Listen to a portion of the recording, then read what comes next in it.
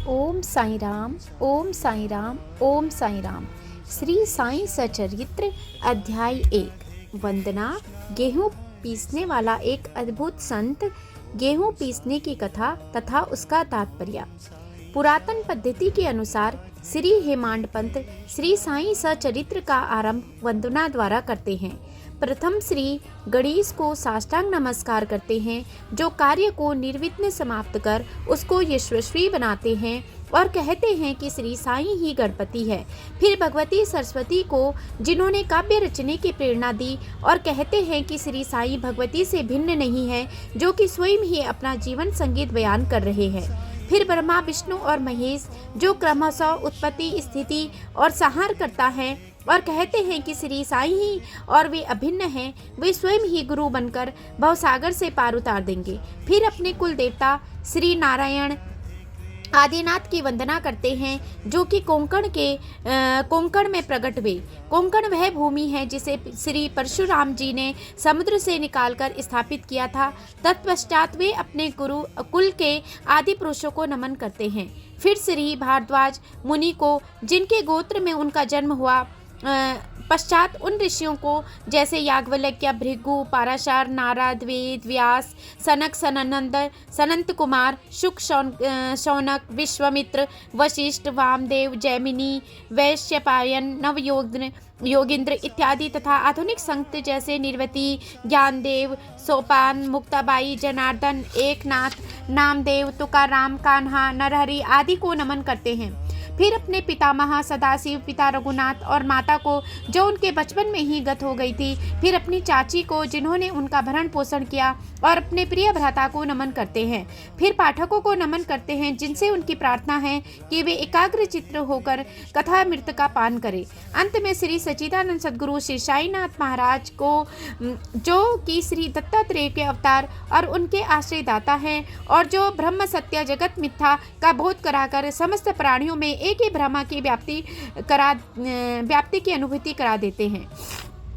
सर्वश्री पाराशर, व्यास और सांडिल्य आदि के समान भक्ति के प्रकार को संक्षेप में वर्णन कर अब ग्रंथकार महोदय निम्नलिखित कथा प्रारंभ करते हैं, जो है गेहूं पीसने की कथा। सन 1910 में एक दिन प्रातःकाल श्री साईं बाबा के दर्शनार्थ मस्जिद गए हेमांड पंत जी। वहां का विचित्र दृश्य देखकर मेरे आश्चर्य का ठिकाना न रहा कि साईं बाबा मुंह हाथ धोने के पश्चात चक्की पीसने की तैयारी करने लगे। उन्होंने फर्श पर एक टाट का टुकड़ा बिछा, उस पर हाथ से पीसने वाली चक्की रखी। उन्होंने कुछ गेहूं डालकर पीसना प्रारंभ कर दिया। मैं सोचने लगा कि बाबा के चक्की पीसने से क्या लाभ है, उनके पास तो कोई है भी नहीं, और वे अपना निर्वाह भी भिक्षावृत्ति द्वारा ही करते हैं। इस घटना के समय वहां उपस्थित अन्य व्यक्तियों की भी ऐसी ही धारणा थी, परंतु उनसे पूछने का साहस किसने किया। बाबा के चक्की पीसने का समाचार शीघ्र ही सारे गांव में फैल गया, और उनकी यह विचित्र लीला देखने हेतु तत्काल ही नर नारियों की भीड़ मस्जिद की ओर दौड़ पड़ी। उनमें से 4 निडर स्त्रियां भीड़ को चिरती हुई ऊपर आई, और बाबा को बलपूर्वक वहां से हटाकर उनके हाथ से चक्की का खूंटा छीनकर तथा उनकी लीलाओं का गायन करते हुए उन्होंने गेहूं पीसना प्रारंभ कर दिया। पहले तो बाबा क्रोधित हुए, परंतु फिर उनका भक्ति भाव देख वे शांत होकर मुस्कुराने लगे। पीसते पीसते उन स्त्रियों के मन में ऐसा विचार आया कि बाबा के न तो घर द्वार है, न उनके कोई बाल बच्चे हैं, तथा न कोई देखरेख करने वाला ही है। वे स्वयं भिक्षावृत्ति द्वारा ही अपना निर्वाह करते हैं, अतः उन्हें भोजन आदि के लिए आटे की आवश्यकता ही क्या है। बाबा तो परम दयालु हैं, हो सकता है कि यह आटा वे हम सब में ही वितरण कर दे। इन्हीं विचारों में मग्न रहकर गीता गाते गाते ही उन्होंने सारा आटा पीस डाला। तब उन्होंने चक्की को हटाकर आटे का 4 समान भागों में विभक्त कर दिया, और अपना अपना भाग लेकर वहां से जाने को उद्यत हो गई। अभी तक शांत मुद्रा में निमग्न बाबा तत्क्षण ही क्रोधित हो उठे और उन्हें अपशब्द कहने लगे। स्त्रियों, क्या तुम पागल हो गई हो? तुम किसके बाप का माल हड़प कर ले जा रही हो? क्या कोई कर्जदार का माल है जो इतनी आसानी से उठाकर लिए जा रही हो? अच्छा, अब एक काम करो, इस आटे को ले जाकर गांव के मेड़ पर बिखेर आओ। मैंने शिरडी वासियों से प्रश्न किया कि जो बाबा ने अभी किया है उसका यथार्थ में क्या तात्पर्य है। उन्होंने मुझे बतलाया कि गांव में विसूचिका हैजा का जोरों से प्रकोप है, और उसके निवारणार्थ ही बाबा का यह उपचार है। अभी जो कुछ आपने पीसते हुए देखा वह गेहूं नहीं वरन विसूचिका हैजा थी जो पीस कर नष्ट कर दी गई है। इस घटना के पश्चात सचमुच विसूचिका की संक्रामकता शांत हो गई और ग्रामवासी सुखी हो गए। यह जानकर मेरे प्रसन्नता का पारवार न रहा। मेरा कुतूहल जागृत हो गया। मैं स्वयं से प्रश्न करने लगा कि आटे और विसूचिका रोग हैजा रोग का भौतिक तथा पारस्परिक क्या संबंध है? इसका सूत्र कैसे ज्ञात हो? घटना बुद्धिगम्य से प्रतीत नहीं होती। अपने हृदय की संतुष्टि के हेतु इस मधुर लीला का मुझे 4 शब्दों में महत्व प्रकट करना चाहिए।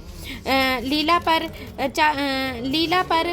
चिंतन करते हुए मेरा हृदय प्रफुल्लित हो उठा और इस प्रकार बाबा का जीवन चरित्र लिखने के लिए मुझे प्रेरणा मिली। यह तो सब लोगों को विदित ही है कि यह कार्य बाबा की कृपा और शुभ आशीर्वाद से सफलतापूर्वक संपन्न हो गया।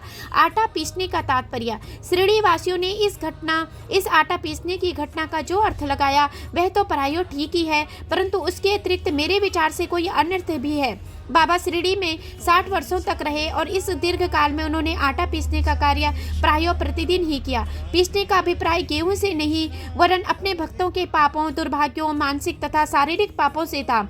उनकी चक्की के 2 पाटों में ऊपर का पाट भक्ति तथा नीचे का पाट कर्म था।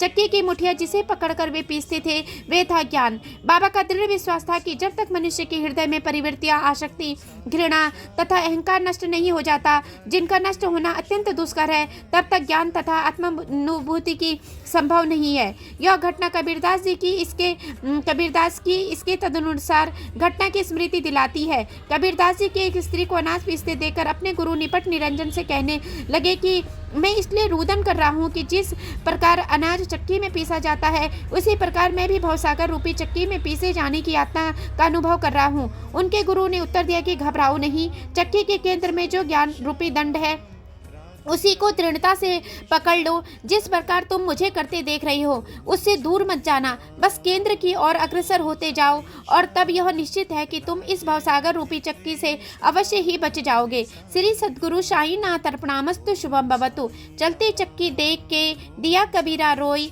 2 पाटों के बीच में साबुत बचा न कोई।